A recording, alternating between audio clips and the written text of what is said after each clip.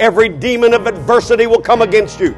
It will strike in your finances. It will strike in your marriage. It will strike in your relationship. It will strike on the work. It will strike in your car. All kinds of stuff and havoc.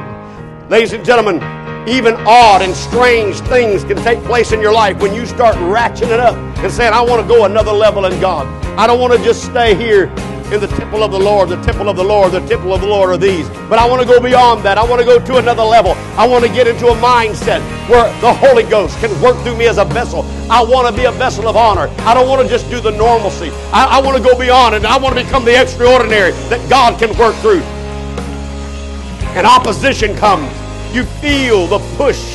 You feel the friction and the resistance that goes when you start that level of trying to go a little deeper, if you please, or higher, or pushing past some things. And every time you do it, you feel an onslaught. Everything starts breaking loose. I don't want to be repetitious this morning. I just want to tell you that it's got to be more than the temple of the Lord, the temple of the Lord, the temple of the Lord are these. It's got to be a relationship where you're connected, where the Shekinah glory of God can walk into your life and you can be used for His purposes, and that God can touch your life and He can use you in several administrations, not just in one area. God has diversities of gift, diversities of tongue, diversities of operation, and He can work with many avenues and areas in your life. He can use you in all kinds of things. It's an amazing thing if you can get under this thing that I'm talking about, where the burden is greater and that your commitment level is higher, that you don't want to miss church. You don't want to miss anything because you know you're missing a word from God.